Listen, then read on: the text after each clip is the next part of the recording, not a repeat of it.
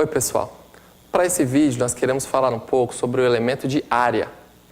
E para explicar o elemento de área, eu quero começar falando sobre a esfera, né? Então, a gente vai dar um exemplo e vamos tentar calcular o elemento de área da esfera, com uma parametrização que é muito conveniente. E depois que a gente calcular o elemento de área, a gente vai fazer a área da esfera toda e vamos provar a expressão que é conhecida da área da esfera. Então, a primeira coisa que a gente tem que tentar entender são as coordenadas boas para descrever a esfera, tá? E as coordenadas boas, nós vamos chamar as coordenadas de θ e φ, que vão ser ângulos convenientes. Para cada par θ, φ, um ponto aqui, eu vou ter um ponto lá na minha casca, na minha esfera ali na casquinha. Então, de que forma que isso vai acontecer? O meu φ, basicamente, vai estar relacionado a um ângulo de um meridiano da esfera, por assim dizer, para ficar mais fácil. De que maneira? Conforme eu vou ter um pontinho aqui, por exemplo, e eu tenho um certo φ, que é um ângulo, no caso, esse ângulo vai ser então um ponto aqui na casca da esfera, e esse ângulo φ, ele é exatamente o tanto que eu andei do semi-eixo positivo z até chegar naquele ponto, certo? Então, tudo bem. Tá? Até aqui eu estou bem. Depois disso, esse ângulo, esse ponto, eu posso simplesmente colocá-lo numa projeção até o meu plano x e y, tá? Uma projeção. Lembrando também que, bom, a esfera tem raio R, né? Então, essa distância toda aqui é o raio, tá? Eu já posso colocar aqui R e aqui também o raio, certo? Então, claro, um ponto na casca, a distância daqui para cá é o raio. E se eu fizer uma projeção aqui no plano XY, eu posso usar as coordenadas polares, que já são conhecidas. E, bom, esse ângulo θ é justamente o ângulo das coordenadas polares no plano XY. Então, aqui se eu colocar a projeção, vou colocar aqui um pequeno raio, o θ nada mais é do que esse ângulo desde o semi-eixo positivo x até chegar para cá. Então é uma questão de latitude e longitude praticamente. A única diferença é que a gente não está partindo do equador para norte e do equador para sul. A gente está colocando desde o eixo do semi-eixo positivo z até chegar no negativo. Então já está claro para todo mundo os valores que eu coloquei aqui. Ora, o θ varia de 0 até 2π. O θ, então, eu já vou escrever isso. O meu θ, ele vai de 0 até 2π. E o meu φ, cada meridiano que eu traçar, eu já coloquei aqui também, de 0 até π, né? Eu tenho do 0, eu vou dar meia volta para chegar lá do lado. Então, o meu φ varia de 0 até π. Com esses valores, eu traço aqui o meu domínio da minha parametrização, que eu vou chamar ψ. Então, ψ é a função que vai levar um ponto aqui, um ponto desde um certo ângulo φ até um certo ângulo θ, eu vou chamar φ0 e θ0, só para me localizar melhor, tá? φ0 e θ0, para ficar melhor. E o ψ vai levar esse ponto num ponto aqui da esfera, que nada mais é do que o ψ de θ0, φ0. Eu quero investigar o quê? Primeira coisa, não dá para você pegar uma área aqui nesse domínio no plano θ-φ e dizer que é a mesma área lá na esfera. De cara, se você fizer a área do retângulo inteiro, vai dar 2π ao quadrado, que a priori não tem muito a ver com a área de uma esfera de raio R, certo? Então, o que eu quero investigar é o seguinte: se eu pegar a partir desse ponto e se eu andar um pouquinho numa curva coordenada, mantendo o φ0 constante, e aumentando um certo Δθ para cá. O que acontece lá na minha esfera? Ora, mantendo o φ como sendo igual a φ0, então eu já vou escrever aqui esse φ igual a φ0, e variando um pouquinho o meu θ, eu acho que está claro para todo mundo que eu só vou variar esse ângulo aqui embaixo, ora, eu vou ficar em cima de um paralelo aqui. Então eu vou desenhar aqui um paralelo e... Bom, esse paralelo aqui necessariamente, como eu andei um ângulo Δθ, esse paralelo aqui, ele ele tem um tamanho que é o raio vezes Δθ, mas já eu quero aproximá-lo então melhor pela derivada, né? Eu quero colocar então o meu paralelo todo e eu quero colocar uma derivada direcional. Nota que como o meu φ está constante, o meu vetor aqui nesse caso é a derivada psi de θ vezes um vetor, vezes a parte Δθ. Então quando eu pego o efeito de andar um Δθ ali para cá, o tamanho que eu tenho aqui aproximadamente é o vetor psi índice θ, a derivada parcial em θ, vezes um Δθ. Depois disso, eu vou fazer a mesma coisa, mantendo θ constante. Então, eu quero pegar o θ igual a θ0 e vou andar aqui um pouquinho, certo ΔΦ. E quando eu ando numa curva paramétrica aqui bem retinho no ΔΦ, horas, eu estou andando agora em cima de um meridiano. Então, aqui eu estou em cima de um meridiano. E nota uma coisa que é interessante, quer dizer, quando o θ aumenta, você sabe que você vai no sentido anti-horário a partir do semelhante positivo do x. Então, você sabe que você está indo assim. Quando o φ aumenta, como ele começa aqui do eixo z no zero e vai descendo, quando o φ aumenta, você está indo para baixo. Então, aqui você vai ter um vetor para baixo, e esse vetor é psi de φ vezes um certo comprimento ΔΦ. O comprimento dele é esse. Aí, resultado, eu já vou desenhar aqui do outro lado, você tem dois vetores que são tangentes à esfera. Eu quero pegar uma certa área, agora eu vou fazer aqui de rosa para ficar bem destacado, uma certa área em cima da esfera, e eu quero aproximar essa área pela área desses dois vetores. Aqui eu desenhei um pouco maior, claro, para ficar visível, né? Mas a gente sabe que esse Δθ e esse ΔΦ ficando bem pequenos, aí a aproximação vai ficar boa. Então eu quero aproximar essa área pela área desse paralelogramo.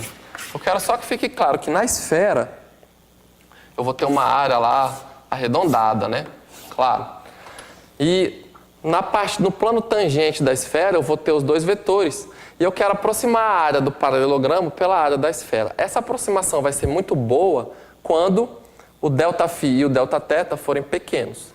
Lembrando que o ΔΦ e o Δθ são os comprimentos que definem aqui um retângulo no domínio, no plano θφ. E, bom, um retângulo é fácil de calcular a área, é só o produto dos dois, certo? Então, eu quero comparar essa área aqui com aquela área. E isso vai ser simples, né? Porque eu já sei que a área... Eu vou escrever agora aqui nesse outro quadro. A área entre esses dois... A área do paralelogramo gerado pelos dois vetores ali, a área... Ela é igual a justamente o produto vetorial em módulo do produto vetorial dos dois vetores. Então, ele é psi θ vezes Δθ, psi φ vezes ΔΦ. Isso é uma área, tá? Então, a área do paralelogramo gerado pelos dois vetores, que é aproximadamente a área ali na esfera. Então, a minha área na esfera... Então, aqui é a área do paralelogramo, tá? Paralelogramo. A área da esfera, a área na esfera, né? É um elemento da esfera, é aproximadamente isso. Então, eu posso tirar esses dois escalares do produto vetorial. Eu vou ter psi de θ, vetor psi de φ, vezes Δθ, ΔΦ. Ótimo.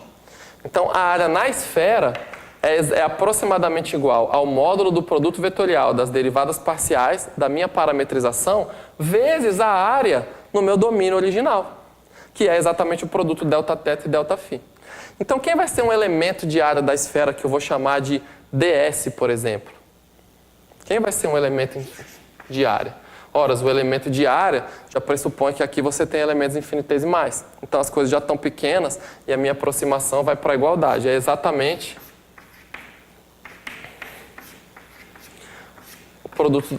o módulo do produto vetorial entre as derivadas parciais, psi de θ e psi φ, psi índice θ e psi índice φ, dθ dφ. Tá ótimo. O que a gente tem que fazer, então, para integrar esse elemento de área na esfera toda é simplesmente saber quem é a parametrização, calcular as derivadas parciais, esse produto vetorial e fazer o seu módulo. Tá? A parametrização eu vou colocar aqui em coordenadas esféricas, porque vai ficar bem mais fácil para a gente. Já é aquilo que eu expliquei no começo, né? Um dos ângulos é sobre a latitude e outro sobre a longitude. Então, a gente tem um psi de θ, φ, e eu tenho coordenadas x, y, z. Talvez valha a pena a gente voltar para o desenho para você entender melhor ainda.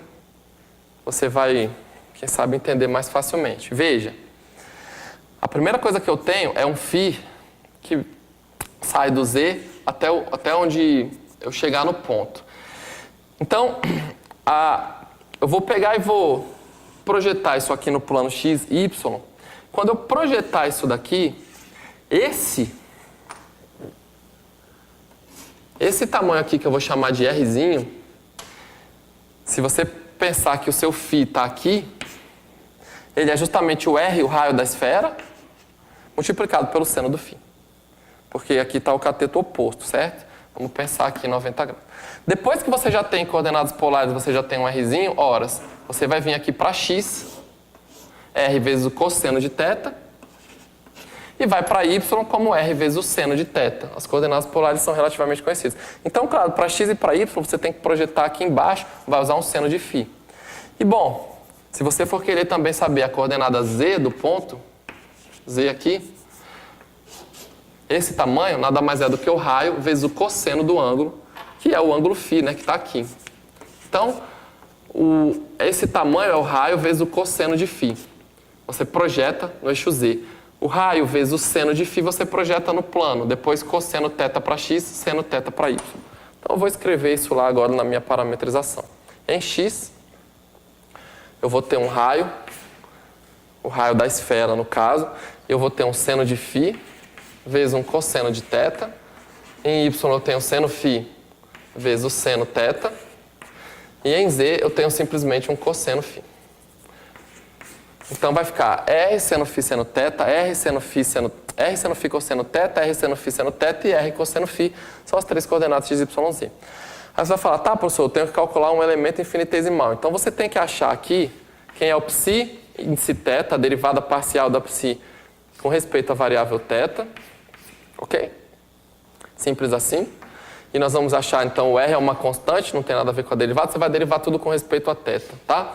Então, eu vou colocar o seno de φ, a derivada do cosseno é menos seno de θ, depois eu vou colocar seno de φ, cosseno de θ, e aqui eu vou colocar zero, porque aqui não tem θ, independente de θ.